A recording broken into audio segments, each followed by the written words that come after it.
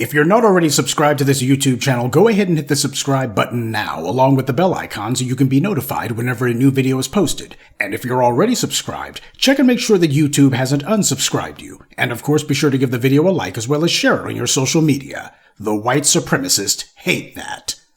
And now, the Sunday address. Before we get to the subject of this Sunday evening address, I wanted to go ahead and say a few words about a woman named Joy. No, not Joy Reid. Joy Taylor, this other white media bootlick at another network. Now, has anyone seen Joy Taylor recently? She's supposed to be on Fox Sports 1, but you didn't see her all this week. She missed 4 straight days there hosting that show Speak. Now, I could care less about sports or gossip, but it is revealing that we got all of these Negroes with the white media shoving out the airlock first chance they get. And as we all know, nothing happens in a vacuum under white supremacy, especially not with their media, which happens to be their primary mouthpiece. But Joy Taylor's absence, of course, was not to be missed. She's the only female on that panel, and of course there is a pending lawsuit against her. And that being the case, with MSNBC having unceremoniously fired Joy Reid, this only a couple of months after having renewed her contract and purging most of their non-white staff, this has fueled speculation that Fox Sports has now decided to throw Joy Taylor out the door as well. None of Joy Taylor's co-hosts on that show are saying anything. Emmanuel Acho, who normally suffers from perpetual diarrhea of the mouth, he isn't saying anything either. Odd from him. And not even Joy Taylor herself has said anything about why she's not there, though she did take out some time on Saturday to post some photos of herself on Instagram with her back turned to the camera. I guess she wants to show her best assets. About the only thing missing from her insipid little post were the words, "We outside." That's the only thing that she didn't put on there. But again, with all of this speculation about whether or not she's been fired or whether or not there's some sort of announcement of her termination that may be pending, her silence is deafening, as is that of her co-workers and colleagues, whether or not they're former. But I just find it very interesting that Emmanuel Acho, who normally can't keep his mouth shut, he's not saying anything now. And that's important because clowns like him will be the main ones basically saying that just because you work for one of Rupert Murdoch's propaganda mills, why, they don't have you shut up. You can go ahead and say whatever it is you want to say. You're free to speak. Yeah, but they ain't speaking now, are they? Times like this, Joy Taylor could sure use some friends, but then again, these bootlicks, they all think that they're too cool for school. They all apparently attend the Stephen A. Smith School of Dealing with White Media, which is you just go ahead and bow and scrape and buck dance as much as you can. That's the problem. When you choose to play the white media's game, there's no place for friends. For these guys, the game is personal advantage. Emmanuel Acho should have been the first one to at least say something on Joy Taylor's behalf, don't you think? You would think that since you worked with this woman for a few years, that there would be some sort of public expression of support, if nothing more than, oh, my sympathy to Joy Taylor at this difficult time. Yeah, except he don't want to talk about her at all, does he? He should have been, but he ain't saying nothing. He knows what his job is. To be the buck-dancing, faux-hip athlete on the panel, but mostly what he does is to imitate foundational black Americans, and he does it all with this awkward, slap-happy grin on his face. Performing for massa. He knows what his job is. And now that the talentless excuse for a sex pot is looking like she's on her way out, Acho's no doubt wondering how long until he gets his walking papers. And while Acho is not being sued, his name was mentioned in the lawsuit, with the plaintiff alleging that he and Joy Taylor had been sleeping around as a way to further her career. The implication being that Taylor and Acho's careers are somehow linked. And regardless of whether these allegations are true or not, it is true that if the management at Fox Sports has gotten tired of looking at Acho, and who could blame them, then they might decide to make it a 2-for-1 sale and fire them both. If I were Acho, I'd be nervous. No matter how much you buck dance, bow, scrape, and shuffle your feet for massa, the story always ends the same way. But the whole thing is just so torrid and lurid and tawdry. It's all just so low rent. It's just typical of what you would expect from the white media. It's just a matter of if you work for one of these white media organizations, this is the kind of sewer that you could very well be stepping into. And that's the problem. You don't have anybody stepping forward going, that kind of thing would never happen here. Instead, it's a matter of, well, you just don't talk about these things. This is the business. You can't expect for it to all be sunshine and rainbows. But the point is, it doesn't matter if you work for one of Rupert Murdoch's propaganda mills or if you work for the so-called leftist liberal cable news station. It's always the same treatment, the same lack of respect, the same disdain. And if you're black, you can bet you're going to be the first one shown the door. Because it's no accident that their name naming Joy Taylor of all people, there's no real news to this. Okay, she hasn't been on the air in a few days. That is noteworthy. But beyond that, not much to say, especially because she posted some photographs on Saturday, so there's no need to put out an APB for her. She showed that she was in Miami or wherever. My question would be, what about Skip Bayless? Because he was the main person that the lawsuit's about, and he's the one that they've made the most allegations towards. They've made the harshest accusations towards him. And why is it that we're not hearing anything about the accusations against former Fox Sports One head Charlie Dixon? He was supposed to be the one running the whole organization. Instead, he's the one that we've heard the least about. And we know what the reason for that is because after the whole Me Too thing, when you had all of these white male media executives who were getting exposed, who were getting called out, that being the case, they decided right then and there, no, we're not going to let that happen again. We're not going to let anybody sit here and shame us or maneuver us into some sort of self-purging. From now on, if they mention us, we're just going to go ahead and memory hole it and bury it immediately and find ourselves some black person to make into the face of the scandal. And that's what's happened with Joy Taylor. Out of the 3 people named as primary defendants in the suit, Joy Taylor is the one with the least serious allegations against her. And yet, every time we look up, we see the white media going out of their way to make sure that they mention her first. I'm not giving sympathy to her. When you dance with the devil, you can't be surprised when the devil doesn't change. Just keep in mind, for anyone here who might be aspiring to work in the white media, you better make sure you watch yourself, or better yet, watch them. If you decide to play their game, just keep in mind, no matter how clever you may think you are, these bootlicks are always telling themselves that they've somehow figured white supremacy out. They figured out how to navigate their way around the system. And yet, in the end, they always wind up getting played. And that brings us to the subject of this evening's address, Officer Eric Adams of the NYPD.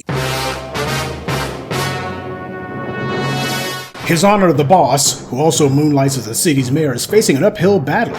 He's got a lot of folks against him, including the white media that you would have thought loved this man's stinking drawers by the way that they were covering him during his initial mayoral run. But the worm has turned, and apparently they've gotten all the use they think they can get out of this bootlick, so it's time to go ahead and throw him down the toilet.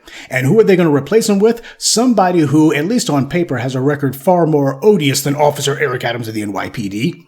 Andrew Cuomo of the Cuomo family dynasty has officially entered the mayor's race to replace Eric Adams, which surprises no one. The white media went overboard trying to manufacture an air of inevitability about his candidacy, and an even greater air of inevitability about his chances of winning. He's basically been coronated in all but name, and that's deliberate. Obviously, the powers that be want Eric Adams out. He's expended his usefulness, and like all tools, when they're done with them, it's time to break him. Now, if all of this support, though, for Andrew Cuomo was genuine, then he would have already joined the race and wouldn't have taken this long to make up his mind. At last report, Andrew Cuomo and his friends have formed a super PAC to support him. I guess he still has plenty of campaign cash left over from his own time as governor, and his pals are putting together a PAC to raise at least $15 million for his race. This is New York we're talking about here, so the bankers and the denizens of the Upper West Side, for them that's just walking around money. He's going to have a hell of a lot more than that in record time. But for those of you who are writing Officer Eric Adams' political epitaph, I would put a small asterisk besides that. Now, of course, I don't like Officer Eric Adams of the NYPD any more than you do, but we are talking political analyses here, and here's my 2 bits about it. There's been a lot of polls published by the white media that are all out to cement the idea in the public mind that nobody likes Eric Adams at all. He doesn't have a snowball's chance in hell. They want to make sure that every poll that you see shows him at least in 3rd place. Some of them show him farther behind than that. But one of the things that you want to keep in mind about a number of these polls that the white media likes to report on and repeat is that a lot of these polls are put out or commissioned by political organizations, by lobbying groups. They're not actually put out by professional polling organizations or universities or what have you. Individuals who in many cases have a vested interest in who wins these political races. And yet the white media will report on the polls that these guys commission as if somehow that gives them legitimacy. Just keep that in mind. It's totally understandable that Eric Adams would be unpopular, but Officer Eric Adams' true standing with the public may not be quite as bad as the white media is making it out to be. A lot of this stuff seems designed and tailor-made to drive up his negatives. And as I told you a week or so ago, the Republicans are getting on board to support Cuomo of all people. You would think that they would be saying, well, maybe we need a Republican. See, the failure of New York City proves why you need a Republican. Instead, they're going, no, we'll go ahead and put it with Andrew Cuomo. They're getting on board for him. And on top of that, they're also downplaying all of the Me Too stuff about him. Remember, the reason that Andrew Cuomo is not governor right now is because he got Me Too'd. And that being the case, you think the Republicans would be the ones to bring that up, but they're not. Just like the so-called leftist white media, they're not bringing that up either. And this is exactly what I told you was going to happen. I told you that when it comes to Andrew Cuomo, they're so desirous to make sure that this guy has every advantage possible. They're just going to deep six and memory hole most of that stuff about Me Too. Sure, they'll bring it up once or twice to cover their own butts so that nobody can say they didn't bring it up at all. But for the most part, as far as they're concerned, they're downplaying that. And one of the things they're going to repeat is, well, people have really moved on from that. Even the Republicans are going to be taking that line. And if you doubt that, then just listen to the wrinkled racist raisin Shill O'Reilly. Cuomo has a mandate rehabilitating his image. Now, I don't think the women's stuff matters at all. We all know what this Me Too stuff devolved into. I don't know what happened, but I don't think it's going to be a campaign issue at all. The nursing home COVID, big. He's going to have to apologize for that. And signing the no bail stuff, ridiculous, absurd, and he's going to have to apologize for that. So, there you have it. Even some of the main right-wing professional pipe bomb throwers are saying, well, that whole Me Too thing, that was much ado about nothing. Does anyone really care about that? There are far greater things to dislike him for than that. Yeah. So far as they're concerned, we're not going to go ahead and tarnish this guy, not to that extent. We'll go ahead and mention it just to cover ourselves, but we're not going in on him about that. That's how you know the fix is in. Now again, for the slow folks and the people who just don't listen so well, this is not any sort of endorsement or any sort of sympathy for Officer Eric Adams of the NYPD.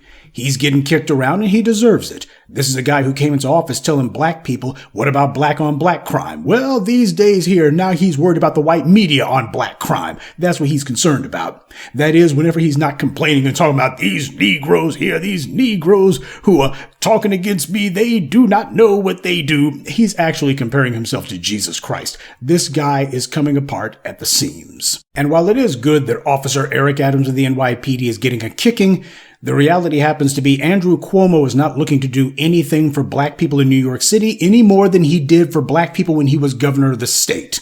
The black media took that guy on directly in his home precisely because of the fact that he wasn't doing anything for black people. He was protecting the police, refusing to do anything about qualified immunity. That's the problem.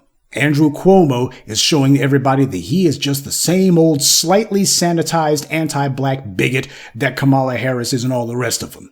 They'll sit there and pretend as if they got some sympathy for black people, but when you look at their actions, look at the political stances they take, look at who they make sure money gets put into the hands of, it's always going to be interests that are against black empowerment, that are against black safety, that are against black lives. So unfortunately for black New Yorkers, there's really nobody to vote for. There's nobody who's even remotely putting forward our interests, and that's the whole problem. It is not enough merely that Officer Eric Adams of the NYPD be sent packing, but there's got to be somebody put in the mayor's office who's actually going to represent our interests. Now, this kind of thing, this kind of political tectonic shift begins from the bottom up, like an earthquake. Earthquakes don't start from the sky down. They start from beneath your feet, deep beneath your feet, where nobody even notices it. But by the time an earthquake has reached full strength, it's strong enough to shake a city to the ground. This is the kind of power that black empowerment has to seek. This is the kind of power that we should seek because this is the kind of power that we require. The first step has been to disengage from a political process that wasn't offering us anything to begin with. But what needs to be said is that no matter who the world is sitting in these offices of power, if these were not individuals that we selected and we vetted, they would still be unacceptable. Sure, if somebody comes along and says the right things, even makes a move or two that we're in favor of, that's all well and good.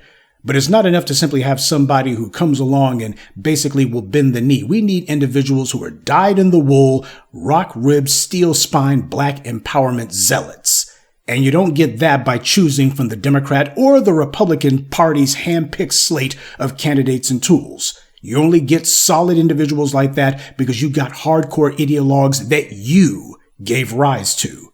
This is the inevitable path that black empowerment must take. The highest form of political influence is not when you're able to take your enemies and take some of these people who pretend to be your allies and bend them, if not break them to your will. That's not the highest form of political power. The highest form of political power is when you've made them irrelevant and you no longer have to bend them, break them, or even deal with them because you've put yourself in a position where you're the one who calls the shots. This is where we have to go with this. Now, it's taken a long while for us to get to this point. And we still have many difficult years ahead of us, but we have to make sure that the goal is the right one. The Democrats and Republicans alike, once they see that black people are serious this time, expect for them to bring in a bunch of puppets and suckers who are going to be calling themselves talking a little bit, very little like us. Why, some of them might even bring up the word reparations, but as I told you a decade ago, these people were going to try to find a way to redefine reparations, to make it into something that has nothing to do with cash whatsoever, because they know where this is supposed to go, and this is one of white supremacy's favorite tactics. If they feel that they've lost the argument on its merits, that they've lost the arguments as far as the terms of the debate, then what they will try to do is to redefine those terms so that hopefully they can win it, but that only occurs if we allow it.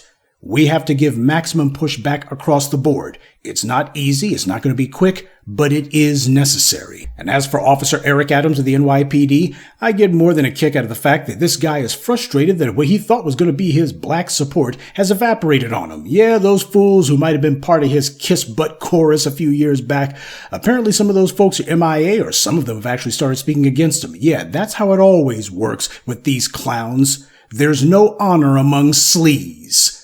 Of course they were going to be turning on him. All of these guys are a bunch of self-interested bootlicks. They do nothing but dirtbag behavior. They spit in the black community's face. Of course they're going to be sitting there waiting to plunge the knife into one another's backs because for the bootlicks there aren't many seats that white supremacy has for them. So that being the case, of course they're going to want to throw him overboard and think that they can get his spot. It's the same thing that we see from the bootlicks in the white media. Every time a Joke Reed or a Roly-Poly Martin or a Don Lemonade gets shown the door, you can bet that there's a Simone Mammy Sanders or a Corinne Stank Pierre or some other fool who is desperately hoping that they will get that slot. All of them thinking to themselves, just like Joy Taylor and others, just like Emmanuel Acho, all of them playing the exact same game, and all of them ending up the exact same way. Losers. And let that stand as a lesson to you. If you ever get to the point that you start being a little bit envious or covetous of what you think is the success, quote unquote, of these bootlicks, that at the very least they've won some sort of butt-kissing lottery and that maybe you're tempted to play the game, you better not be. Because the only reason that white supremacy may seem to have a spot or two open for a new tool is because they just got through breaking the old one. Good evening, and be one. I'd like to take a moment to mention some of our contributors. Ronald Waits, Kwanzaa JV, Ikegas Dorset, Snaps Bell, and Leonard Cottingham. Salute to them and thank you to everyone for listening, liking, and sharing this message. Black empowerment only exists because of you.